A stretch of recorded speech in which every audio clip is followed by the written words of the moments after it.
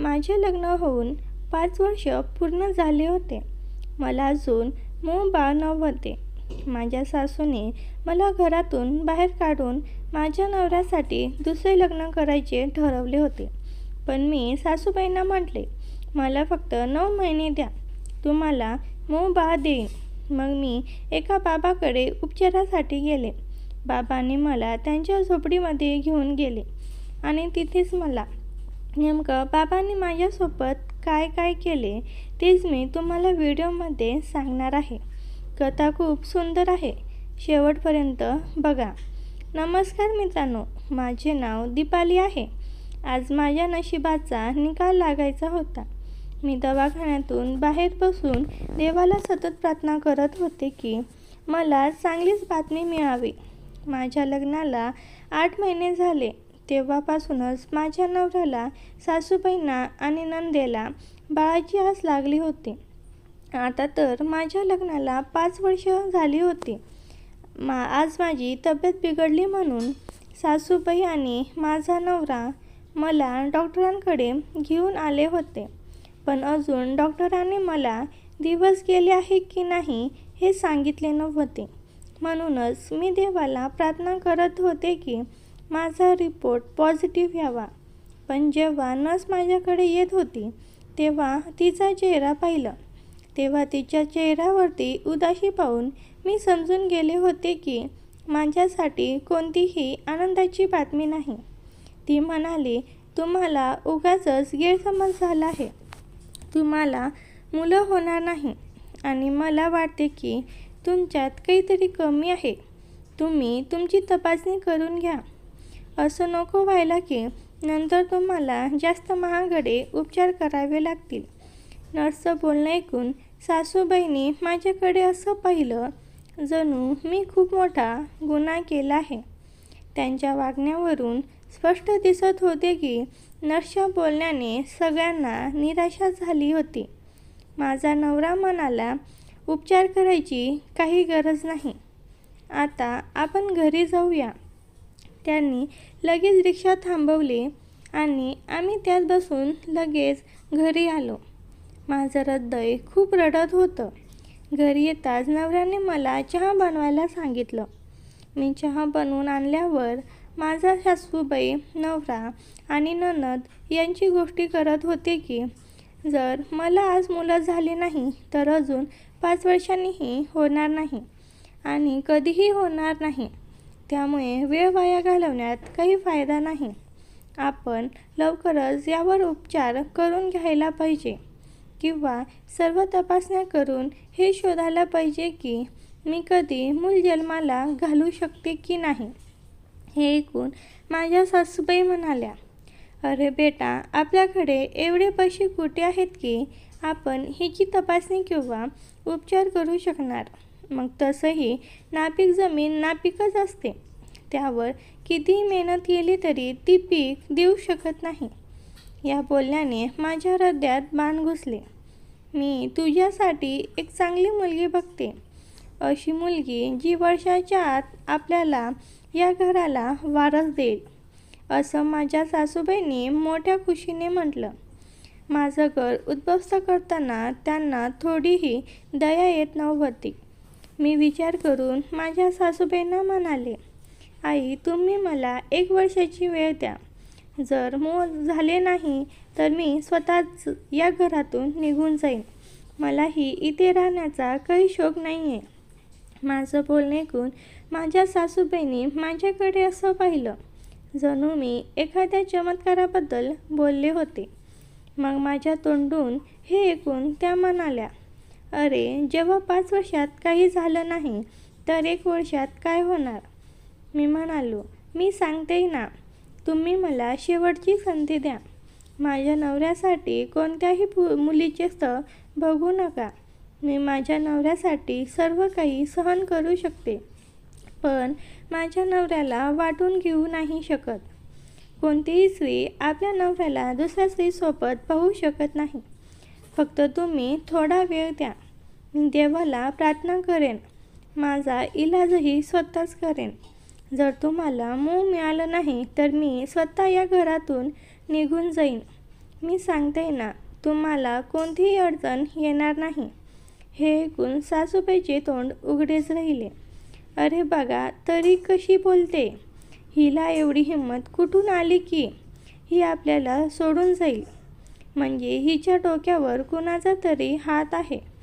माझ्या सासूबाईंनी बोलण्याला नवीन वळण दिले. मी त्रासून गेले. मी म्हणाले, ही गोष्ट नाही आहे. मी या 1 वर्षात माझ्यासाठी नक्कीच काहीतरी इलाज शोधून काढेन. जेव्हा मी रोज इलाजासाठी घरातून बाहेर पडेन तेव्हा काहीतरी उपाय मिळेलच. माझ्या सासूबाई मला म्हणाल्या, या सगळ्या कृत्याचा काही उपयोग नाही. आम्हाला लवकरच मूल हवे आहे. जर तू 1 वर्षाचा वेळ मागितला आहेस तर मी तुला 6 महिन्याचा वेळ देते. जर या काळात कोणतीही चांगली बातमी मिळाली नाही तर मी मुली बघायला सुरुवात करेन आणि 9 महिन्यांच्या आत जर तुला मुलं झाली नाही तर 10व्या महिन्यात मी तुझा नवऱ्याचे लग्न माझ्या भाचीशी लावून देईन. तिला माझ्या मुलाशी दुसरे लग्न करण्यावर कोणतीही हरकत नाही आहे. हे ऐकून मी रडू लागले. मी माझ्या नवऱ्याला दुसऱ्या कुणासोबत वाटून घेण्याचा विचारही करू शकत नव्हते. मी त्या दिवशी संध्याकाळी घरातून बाहेर पडले होते. मला माझ्या मैत्रिणी अंजलीची खूप आठवण येत होती. मी अंजलीसोबत खूप मस्ती मजा करायचे, कारण ती मला विचित्र गोष्टी सांगायची. कधी म्हणायची की माझ्या आईने एका मुलीवर उपचार केले तर तिला 5 वर्षांनी मूल झाले. तर कधी म्हणायची की वडिलांच्या उपचारामुळे एका मुलीला 10 वर्षांनी मूल झाले. मी हे ऐकून तिची चेष्टा करायची, पण आज मला तिची गरज होती. मी अंजलीच्या घरी गेले. तिच्या घराचा दरवाजा वाजवला. अंजलीने दरवाजा उघडला आणि मला अस्वस्थ पाहून तिने मला मिठी मारली आणि म्हणाली, काय झालं? तू तुझ्या आयुष्यात आनंदी नाही आहेस का? मी म्हणाले, मी काय आनंदी असणार? मला मूल होत नाही आहे म्हणून तुझ्याकडे मदत मागायला आले आहे. तू माझी मदत करू शकतेस का? माझ्या तोंडातून हे सर्व ऐकून अंजली म्हणाली, हो, मी तुझ्यासाठी खूप काही विचार करून ठेवले होते. कारण तुझ्या लग्नाला 5 वर्षे झाली, अजून तुला दिवस गेले नाहीत. माझी पण मनापासून इच्छा आहे की तुझ्या घरी मूल व्हावे आणि तुझ्या सासूबाई व नवरा आनंदी व्हावेत. मी हे ऐकून आश्चर्यचकित झाले. मी म्हणाले, तुला कसं माहीत की मी आनंदी नाही आहे? ती म्हणाली, ते तर तुझ्या चेहऱ्यावर स्पष्ट दिसत आहे. सांगायची काही गरज नाही. मी म्हणाले, ठीक आहे, तू मला उपचार सांग. कोणते उपचार आहेत?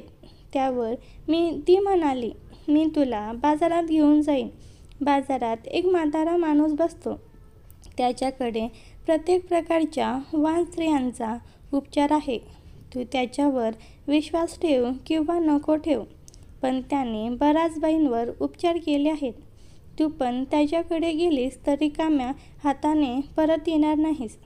तुझा नवराही आनंदी होईल आणि सासूही, आणि तू तुझ्या नवऱ्याचे दुसरे लग्नही करणार नाही. आता हा निर्णय तुला स्वतःला घ्यायचा आहे की तुला बाबांकडे जायचे आहे की नाही? मी म्हणाले, नक्कीच, माझ्याकडे दुसरा कोणताही पर्याय नाही. बाबांकडे जाऊनही जर मला काही फायदा झाला नाही तर मला दुसरीकडे जावे लागेल. पण माझ्यासाठी मूल इतकं गरजेचं आहे जसं जगण्यासाठी पाणी आणि भाकरीची गरज असते. तुला माहीत आहे, जर मी बेघर झाले तर माझ्याकडे घराचा आधारही राहणार नाही आणि मी माझं आयुष्य कसं जगणार? असं म्हणून मी रडू लागले. अंजली मला म्हणाली, मी तुला बाबांकडे घेऊन जाईल. जर तुझा इलाज झाला नाही तर तू स्वतःच समजून घेशील की मी खरं सांगत आहे. हे ऐकून मी खूप आनंदी झाले. मी घरी आले. माझ्या चेहऱ्यावर आनंद होता. माझ्या नवऱ्याने विचारले तेव्हा मी सगळी गोष्ट सांगितली.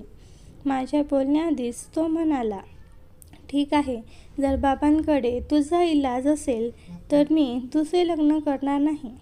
पण जर असं झालं नाही तर तू हे घर सोडून स्वतःच निघून जाशील आणि माझ्या लग्नात अडथळा बनणार नाहीस.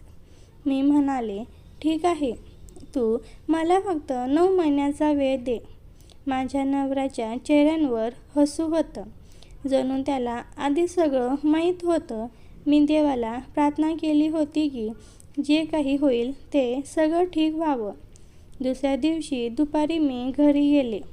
अंजली आधीपासूनच तयार बसली होती. मला पाहून ती खूप आनंदी झाली आणि म्हणाली, तू आलीस, चल आता बाबाजी तुझी वाट बघत असतील. मी म्हणाले, का ते माझी वाट का बघतील? वाट तर मला त्यांची बघायला पाहिजे. यावर अंजली म्हणाली, अरे माझा अर्थ असा आहे की मी तुझ्यासाठी वेळ घेतला होता. त्यांना सांगितलं होतं की मी माझ्या मैत्रिणीसोबत तुमच्याकडे येईल. तेव्हा ते त्यावेळी कोणालाही इलाज करणार नाही. तुला माहीत आहे का, ते खूप तत्वनिष्ठ बाळपाजी आहे. बाकीच्या लोकांसारखे नाहीत की 100 मुलीशी बोलतील आणि कोणाचा इलाज केला होता हे विसरून जातील. त्यांना आजही प्रत्येक मुलगी आठवते की कधी कोणाचा इलाज केला होता आणि काय इलाज केला आणि कधी मूळ झाले वगैरे वगैरे. याच गप्पा मारत आम्ही बाबाजींच्या घरापर्यंत पोहोचलो. ते बाहेरून खूपच अजीब आणि विचित्र दिसत होतं. मी जसा पडदा बाजूला सारला आणि आत पाहिलं तेव्हा मी खूप घाबरले. तिथे खूप अंधार होता, ज्यात कुठेही प्रकाश नव्हता. मी अंजलीला म्हणाले, हे काय आहे? ती म्हणाली, यावेळी इथली लाईट जाते. तुला तर बाजाराबद्दल माहीत आहे. इथे किती गर्दी असते, कितीतरी दुकान आहेत, त्यामुळे इथे लाईट कमी येते. तू काळजी करू नकोस, आत बस, आता लाईट येईल. मी घाबरत घाबरत खोलीत बसले. माझ्या शेजारी अंजली पण बसली. मी घट्ट निलिमीचा हात पकडला. मी तिला म्हणाले, तू कुठेही जाऊ नकोस. मला इथे खूप भीती वाटत आहे. मी पहिल्यांदाच इथे आले आहे. का भीती वाटत आहे? एक मर्दाना आवाज खोलीतून बाहेर आला. मी काही आत्मा नाही आहे बाळा की तुला खाऊन टाकेन. मी कधीही कोणत्याही मुलीसोबत काही चुकीचे केले नाही. तिला कधीही अशी जाणीव दिली नाही की एखाद्या पुरुषाकडून उपचार करत आहेत. मी मुलींकडे मान वर करूनही बघत नाही. बाबाजींचे बोलणे ऐकून मला आणखी अपेक्षा वाटला की जर हे इतके शरीफ आहेत तर मला स्वतःची सफाई का देत आहेत. मी मनात विचार केला. तेव्हाच लाईट आली आणि खोलीत प्रकाश पसरला. माझी नजर बाबाजींवर पडली. ते खरंच खूप शरीफ माणूस वाटत होते आणि चेहऱ्यावर एक वेगळीच चमक होती. काही क्षणासाठी माझं मन शांत झालं की चला, अंजली मला कुणा चुकीच्या माणसाकडे घेऊन आली नाही. नाहीतर अशा लोकांचे चेहरे सांगून देतात की ते कसे आहेत. पण बाबाजी खूप शरीफ वाटत होते. मी त्यांच्या समोर बसले. बाबाजी मला पाहून म्हणाले, बाळा, तुला जर कोणताही आजार दिसत नाही, मला तुझा हात दाखव. त्यांनी माझा हात आपल्या हातात घेतला आणि माझ्या नाडीवर हात ठेवला आणि म्हणाले, हे पुस्तक वाच. मी वाचू लागले आणि मला म्हणाले की हे वाचून मला सांग. मी पुस्तकात वाचून ते वाचले. त्यांनी माझ्याकडे न बघता सांगितले की बाळा, तुला एक किरकोळ आजार आहे, पण तो उपचाराने ठीक होईल. पण तू ती नाहीस. हो, तुला दुसरे आजार आहेस. जर तू इच्छिलीस तर मी त्यांचा उपचार घरी करण्यासाठी सांगतो. पण अंजली सांगत होती की तुझा नवरा आणि सासू खूप कडक आहेत, त्यामुळे तुझा सर्व उपचार इथेच करावा लागेल. हो बापूजी, माझ्या घरच्यांनी म्हणजे माझ्या सासूनी आणि माझ्या नवऱ्याने मला 6 महिन्याचा वेळ दिला आहे.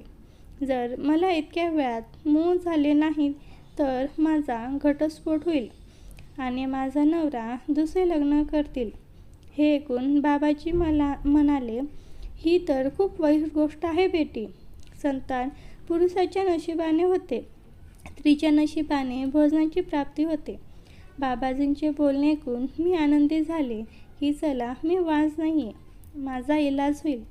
बाबाजी म्हणाले, बेटे तू दुसऱ्या खोलीत जा, मी नर्सच्या हातून औषध पाठवतो. ती तुला इंजेक्शनही देईल आणि त्याचबरोबर तुझा इलाजही इथे सुरू होईल.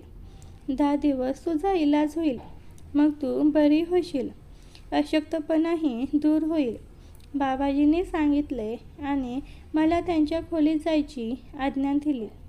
अंजली बाहेरच उभी होती. तिच्या चेहऱ्यावरही हसू होतं, जणू तिला काहीतरी माहीत होतं. ती म्हणाली, चल दुसऱ्या खोलीत चल, मी तुझ्यासाठी औषध घेऊन आले आहे.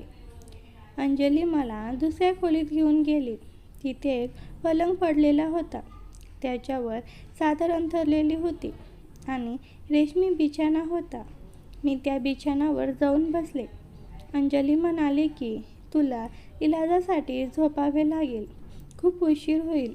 जर तुला आज काही अडचण असेल तर आज लवकर जा, उद्यापासून ये, कारण तुझ्या इलाजात उशीर झाला तर तुझा नवरा माझा जीव घेईल. मी म्हणाले, तुला काही म्हणेल, त्याला काही अडचण होणार नाही, तर माझा इलाज सुरू कर. तिने मला पलंगावर झोपवले आणि म्हणाले की हे सरबत पिऊन घे, याने तुझ्या शरीराला ताकद मिळेल, मग तुझा इलाज सुरू करू. मी तर अंजलीवर खूप विश्वास ठेवत होते.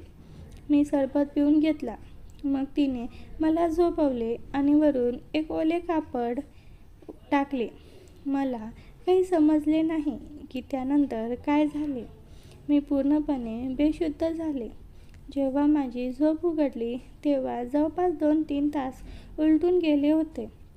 मी डोळे उघडून पाहिले, माझ्याजवळ कुणी नव्हते. मी या खोलीत एकटीच होते. हे पाहून मला आश्चर्य वाटले की अंजली मला सोडून कुठे गेली. मी उठून इकडे तिकडे पाहिले. अंजली मला कुठेही दिसली नाही. मी बाहेर आले तर तिथेच नर्स उभी होती.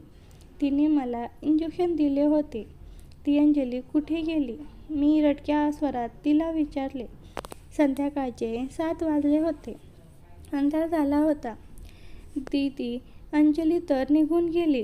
ती म्हणत होती की तुम्हाला वेळ लागेल, तुम्हाला झोप लागली होती म्हणून तिने तुम्हाला उठवणे योग्य समजले नाही, असं म्हणून ती नर्स पण तिथून निघून गेली.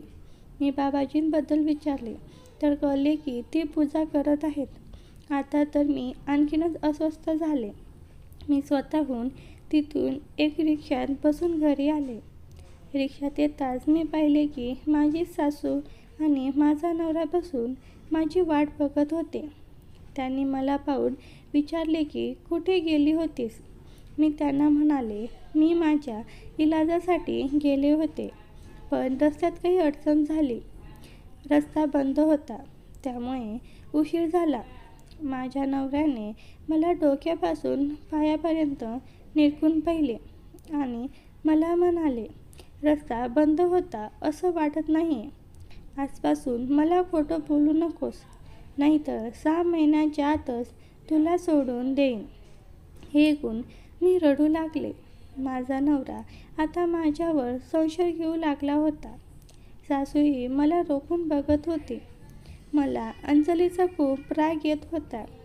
ती मला एकटे सोडून का निघून गेली? ती मला एकटं सोडून आली. किमान तिने मला सांगायला तरी पाहिजे होती की ती घरी जात आहे. दुसऱ्या दिवशी सकाळी सकाळी मी आपली सर्व कामे संपवून अंजलीच्या घरी गेले. जातात तिच्यावर बरसले. अंजली, तुला लाज वाटली नाही का? तू मला तिथे एकटं झोपलेले सोडून कशी आलीस? काही जाणीव आहे का तुला? मी तुझ्यावर किती विश्वास ठेवते. तू माझा विश्वासाचं हे बक्षीस दिलंस. अंजली माझी गोष्ट ऐकून उलट माझ्यावरच रागवली की माझा इलाजाला वेळ लागतो म्हणून मी तिथेच राहू आले होते. माझ्या नवऱ्याने मला बोलावले होते. माझी मुलगी आजारी होती वगैरे वगैरे. मी तुझे बोलणे ऐकून शांत होते. मी विचार केला की चला पुढे अंजलीसोबत कोणतीही तक्रार करणार नाही. एकतर ती माझा इलाज करत आहे आणि वरून मी तिच्यावर रागवले. तसंही मला संध्याकाळी तिच्यासोबत जायचे होते. मी संध्याकाळी व्यवस्थित तयार झाले आणि स्वतःला झाकून घेतले. अंजली हे पाहून मला म्हणाली, तू स्वतःला का झाकले आहेस? बाबाजींना या गोष्टी अजिबात आवडत नाहीत. असं चल, नाहीतर त्यांना वाटेल की आपल्याला त्यांच्यावर विश्वास नाही आहे. अंजली खूप विचित्र गोष्टी बोलू लागली होती. मी पण काही बोलले नाही आणि तिच्यासोबतच तशीच गेले. आम्ही बाबाजींकडे पोहोचलो तेव्हा ते पुस्तक वाचत होते. कालच्याबद्दल त्यांना प्रश्न विचारण्याची माझी हिंमत झाली नाही. मी हलक्या आवाजात फक्त इतकंच विचारलं, बाबाजी, माझा इलाजाला किती पैसे लागतील? तर त्यांनी उत्तर दिले की 5,000 बाळा. त्याने मान वर करून माझ्याकडे पाहिले. मी चमकले.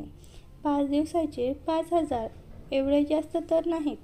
पण त्यांनी पुढे म्हटले, 5 दिवस नाही बाळा, याचा इलाज फक्त 3 दिवसच होईल. आणि तसंही मी इथे कोणाचाही इलाज करत नाहीत.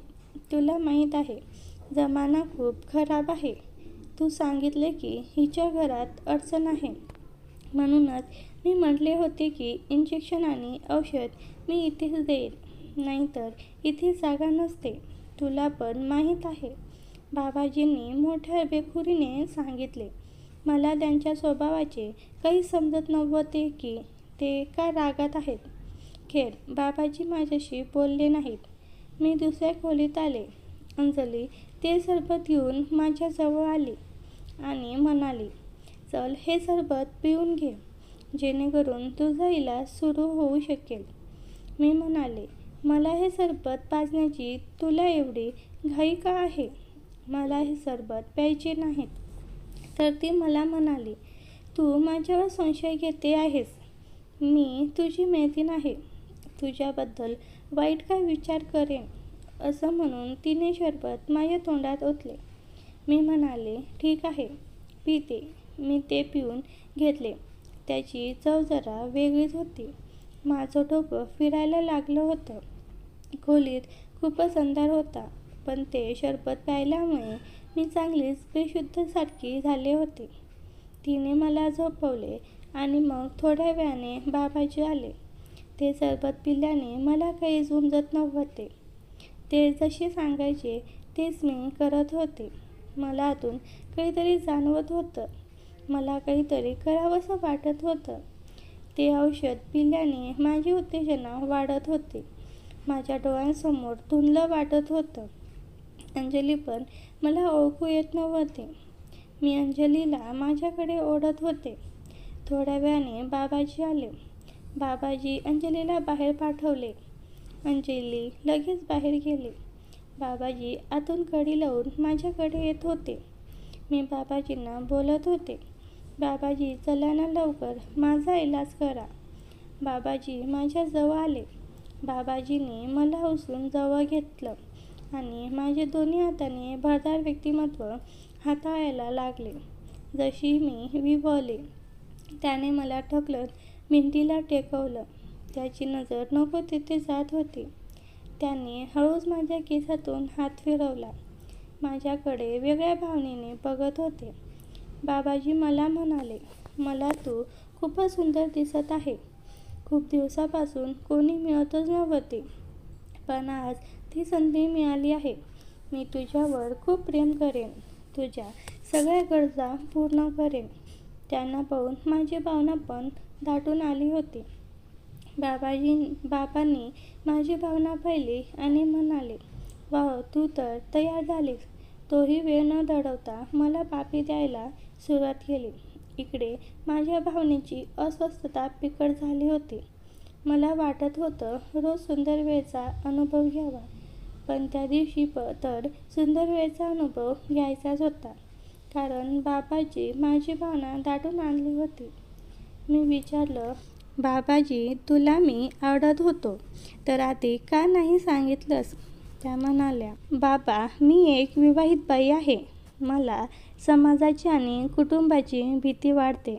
मला माहीत नव्हतं की तुलाही मी आवडते, पण आज तू मला अशा नजरेने पाहिलंस तेव्हा मला वाटलं की तुलाही मला सुंदर वेळेचा अनुभव द्यायचा आहे. ते सरबत पिल्याने माझ्यात जास्तच फिलिंग येत होती. मी म्हणाले, आता हे सगळं सोड आणि ये. मला सुंदर वेळेचा अनुभव घ्यायचा आहे. 1 तास बाबांनी विचारलं, तुला कशा पद्धतीने सुंदर वेळेचा अनुभव आवडतो? मी म्हणाले, तुझ्या इच्छेने तुला जसं जमेल तसं सुंदर वेळेचा अनुभव दे. ते म्हणाले, जर तुला माझ्याकडून सुंदर वेळेचा अनुभव घ्यायचा असेल तर तुला अस्तित्वाचा पण सुंदर वेळ द्यायला लागेल. मी लगेच तयार झाले आणि म्हणाले, मी तयार आहे, पण आधी माझ्या जीवनातला सुंदर अनुभव दे. मग तू अस्तित्वाचा पण सुंदर अनुभव घे. मग काय, मला त्यांच्याकडून हिरवा कंदील मिळाला होता. बाबा खूपच प्रभावित झालेले दिसत होते. मी सांगितले की माझा नवरा माझ्याकडे लक्ष देत नाही. ठीक आहे, आज मी मनसोक्त सुंदर वेळेचा अनुभव देणार आहे. त्यांनी पापी देत माझी व्यक्तिमत्व मोकळी केली. मी माझ्या भावनेला वरूनच हाताने सुंदर वेळ देऊ लागले आणि म्हणाले, बाबाजी, तुझी भावना तर खूपच मस्त आहे. मी त्याला माझ्या हाताने मोकळे करू का? ते म्हणाले, तेही काही विचारण्याचं आहे. आता मी तुझा आहे. तू जे हवं ते कर. त्यांनी आधी हाताने मला सुंदर वेळेचा अनुभव दिला. मी त्यांची भावना पाहून म्हटलं, वाह बाबाजी, मी तर तुझी दिवाणी झाले.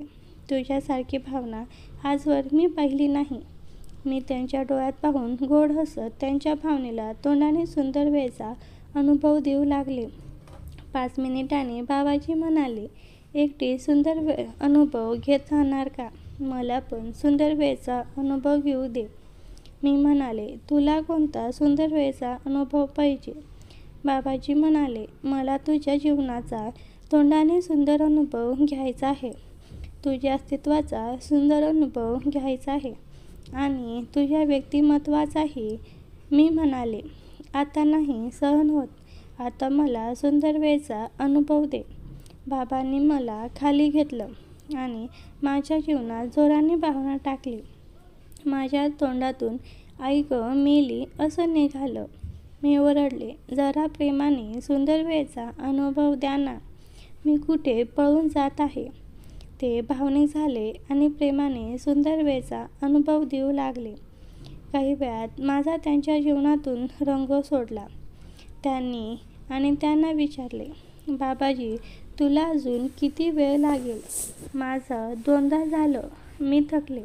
बाबाजी म्हणाले, एवढ्या लवकर रंग सोडला तर सुंदर वेळेचा अनुभव कसा काय येणार? मी त्यांच्या बोलण्याने खूप खुश झाले. मी सुंदर वेळेचा अनुभव देत राहिले. थोड्या वेळाने बाबाजी रंग सोडणार होते. बाबाजीने विचारलं, रंग कोठे सोडू? मी म्हणाले, माझ्या जीवनातच सोड. बाबांनी सुंदर वेळेचा अनुभव देत देत जीवनात रंगाचा 5-6 पिचकाऱ्या सोडल्या. मी प्रेमाने आवाज करत होते. आमचा हा सुंदर वेळेचा अनुभव खूप जोराने चालला होता. तेवढ्यातच थोड्या वेळाने शरबतचा असर थोडा कमी झाला. मला माहीत नाही मी कोणत्या अवस्थेत पडले होते. यानंतर एक विचित्र गोंधळ सुरू झाला. बाहेर जणू पोलिसाची गाडी होती. वेगळीच गडबड झाली होती. तेव्हा माझे डोळे उघडले. तेव्हा माझ्यासमोरचे दृश्य वेगळेच होते. माझ्यासमोर माझी सासू आणि माझा नवरा उभे होते. हे पाहून मी खूप घाबरले. माझा नवरा माझ्याकडे रागाने बघत होते. माझ्या शरीरावर चादर नव्हती आणि मी खूप वाईट अवस्थेत बिछाणावर पडले होते. हे काय चालले आहे इथे? तू असा इलाज करायला इथे आली आहेस? माझी सासू रागाने म्हणाली. माझ्या नवऱ्याने बोट दाखवत म्हटले, आई, मला तर आधीपासूनच हिच्यावर संशय होता की ही इथे का आली आहे. रात्री 6-7 वाजेपर्यंत कुठेतरी थांबणे शेवटी काही कारण नसताना तर असू शकत नाही. मी सगळं समजलो की ही मला कोणाची संतान देऊ इच्छिते. हिला काय वाटतं की मी संतान जन्माला घालण्याच्या लायकीचा नाही. मी दुसरं लग्न करून हिला मूल जन्माला घालून दाखवेन. माझा नवरा रागाने बोलत होता. मी एकदम उठून बसले. मी पाहिले माझ्या आजूबाजूला चादरही नव्हती. बाबाजी कुठे गेले होते? अजूनही तुला आपल्या याची फिकर आहे? माझा नवरा खूप रागाने म्हणाला. तो तुरुंगात गेला आहे. मी त्याला पोलिसांकडून पकडून दिले आहेत. तो धोकेबाज माणूस तुझा इलाज करत नव्हता, तुझा फायदा घेत होता. आणि तुझ्यासारख्या बेबंद स्त्रियांना तर हेच पाहिजे असते की त्यांच्यासोबत जास्तीत जास्त लोकसंबंध ठेवू. मी माझ्या नवऱ्याची बोलणी ऐकून रडू लागले. हो, आता रड, मगरमच्छचे असू. पण आता माझ्यावर कोणताही परिणाम होणार नाही. मी तुला घरी जाऊनच घटस्फोट देईन. तसंही घरी जाण्याचीही काही गरज नाही. तू हिला इथेच घटस्फोट दे. माझ्या सासूने माझ्या नवऱ्याकडे पाहून म्हटले. मी त्यांना म्हणाले, देवासाठी मला माफ करा. मला माहीत नव्हते की बाबाजी असे आहेत. मी तर अंजलीच्या सांगण्यावरून इथे आले होते. अंजली इतकी वेडी नाही. ती माझी भाची आहे. तुझी मेथी नंतर आहे, आधी माझी भाजी आहे. आता मी हिलाच आपली सून बनवेन. माझ्या सासूने हे म्हटले तेव्हा मला सगळी गोष्ट समजून आली. मी त्यांना काही बोलले नाही, कारण जे लोक माझ्यासोबत इतके काही करू शकतात त्यांच्याकडून आणखी काय अपेक्षा केली जाऊ शकते. अंजली त्याची भाची होती, माझी मेथी नंतर होती. ही गोष्ट मला आजच कळली होती. मी रस्त्याने जात असताना मला अंजली भेटली. ती हसत होती. तिला पाहून असे वाटत होते जणू ती मला हरवून जिंकली होती. अंजली, तुला कशाचा आनंद आहे? तू मला धोका देऊन सर्व काही हिसकावून घेतलं. मला काही फरक पडत नाही की मी अशा माणसापासून दूर जात आहे. पण मला हे समजलं नाही की माझ्या सासूने माझे लग्न का लावले? जर त्यांना मला घटस्फोट द्यायचा होता तर. कारण तू संतान देऊ शकत नाहीस आणि कधी देऊ शकणार नाहीस, असे म्हणून अंजलीने माझ्याकडे पाहून रस्त्यात थुंकले. मला तिच्या अहंकाराचे खूप दुःख झाले. पण म्हणतात ना की ज्याचे कोणी नसते त्याचा देव असतो. अंजली, माझा नवरा आणि माझ्या सासूने माझ्यासोबत खूप वाईट केले. माझी बेइज्जती केली. मला घरातून काढून टाकले. घटस्फोटही दिला. 1 आठवड्यानंतर त्याने अंजलीशी दुसरे लग्नही केले. पण आयुष्यभर तो संतानासाठी तळमळत राहिला. देवाने त्याला दुसऱ्यांदाही संततीपासून वंचित ठेवले. माझ्यासोबत जर त्यांनी आपल्या मुलाचे दुसरे लग्न लावले असते तर ते खानदानवाल्यांसमोर स्वतःच अपमानित झाले असते. कारण आता त्यांचा मुलगा नामर्द बनला होता.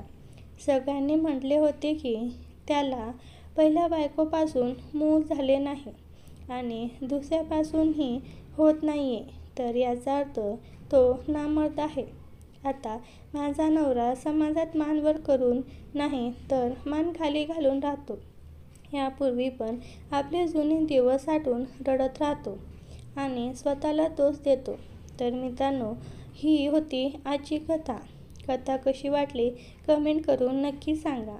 आणि अशाच व्हिडिओ पाहण्यासाठी माझ्या चॅनलला सबस्क्राईब करा. धन्यवाद.